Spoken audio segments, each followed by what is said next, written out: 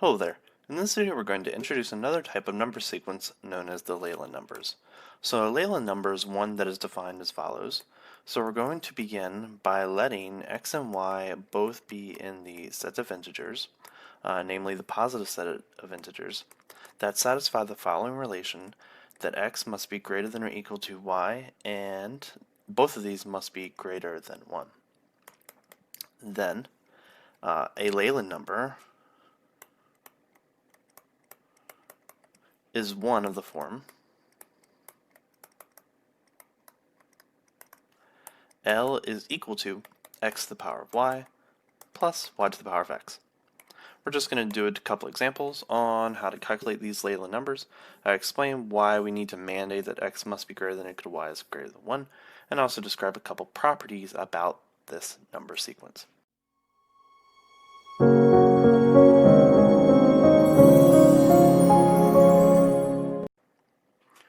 Alright, so the first question we need to figure out is why must we mandate that x and y both be equal to 1?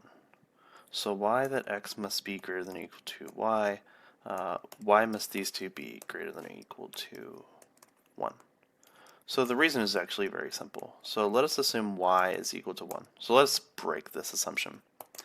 Then the L is equal to x to the power 1 plus y to the power, y to the power of 1. 1 to the power of y, which is just going to be equal to x, provided that y is an integer.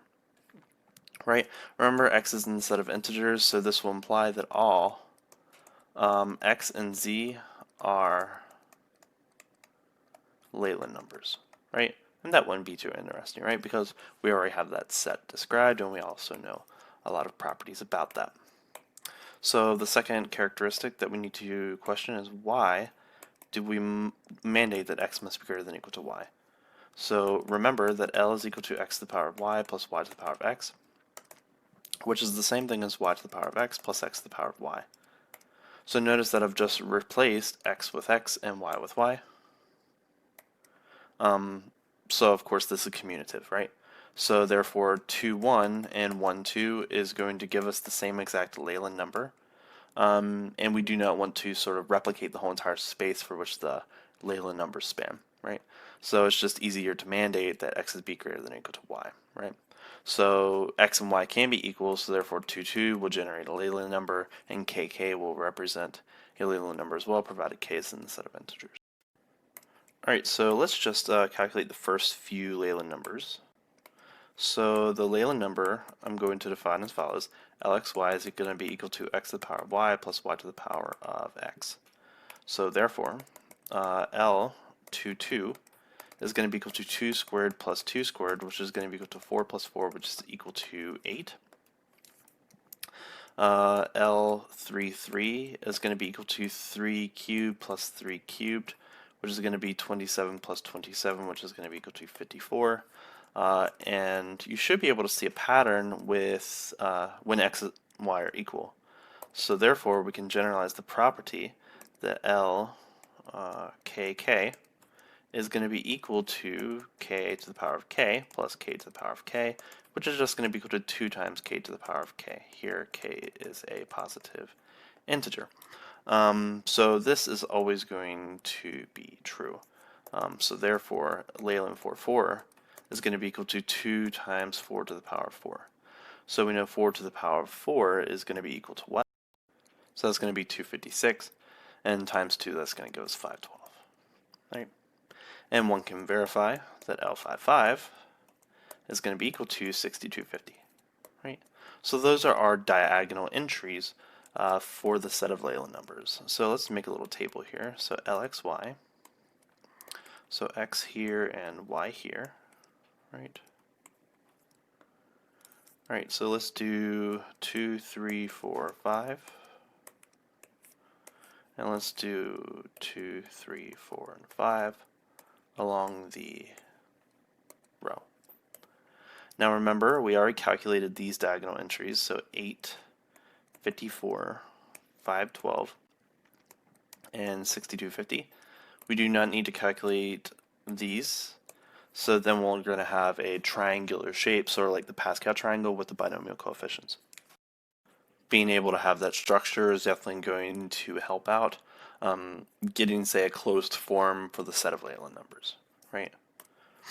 All right, so let us calculate the other entries. So for example, what about L32? So that's going to be 3 squared plus 2 cubed, which is going to be 9 plus 8, which is going to be equal to 17. And L42 we can find to be equal to 4 squared plus 2 to the power of 4. Now this is an interesting property. This is going to be 16 plus 16, which is going to be equal to 32, right? L43 is going to be equal to 4 to the power of 3 plus 3 to the power of 4, which is going to be equal to 64 plus 81, which is going to be equal to 145, right? So we have 17, 32, and 45. And I'll leave as an exercise to calculate or to prove that this is going to be equal to 57, 368, and 1649, right? Now it should be very easy to see, at least from these tables, that the values are going to be increasing as we move down each of these columns. So here's an exercise to prove for you. So a lemma for L and K in the set of positive integers excluding 1, L, K plus 1, comma L is always greater than L, K, comma L. So I leave this to you as a proof for you to prove via the definition of Leyland numbers. Alright, so what other number properties can you sort of generate here? Well, we do have an even number here, we have an even number here, and we have an odd number and an odd number. So it's possible, and I leave this to you as a conjecture, that if x is equal to an even number, then the corresponding Leyland number for the even rows or even columns is going to be even, right? So this one, so there's a counterexample. So that's, oh no, it's not. That doesn't count because it's not on an even row. All right, cool. So what else other properties could you possibly generate here? So lemma, or a conjecture, if K and L are even, both even, then Leyland KL also is even. So is this true? So let's give this a go. So Leyland KL is going to be equal to, say, L2K1 and, say, 2L1 for some integers K1 and L1 and the set of integers, since they're even. So this is going to be equal to 2K1 to the power of 2L1 plus 2L1 to the power of 2K1. Alright, so what do we have here? So we can decompose this. So this is going to be equal to 2 to the power of 2L1 times K1 to the power of 2L1 plus 2 to the power of 2K1 times L1 to the power of 2K1. And here I can factor out a 2 out of both of these. So this is going to be equal to 2 multiplied by 2 to the power of 2L1 minus 1 times K1 to the power of 2L1 plus 2 to the power of 2K1 minus 1 times L1 times 2K1, right? Alright, so we should have some mandates on what L1 and K1 should be.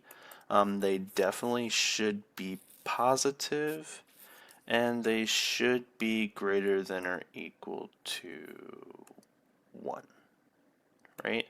So if this is true, then that means this thing will be in the set of positive integers. Then we have 2 times some integer, which will prove that this is going to be an even integer as well. Now in terms of other structural properties for the Leyland numbers, I leave that for you to investigate. I just wanted to introduce these Leyland numbers since they are related to power towers and tetrations, at least to some degree. Anyway, hope you enjoyed.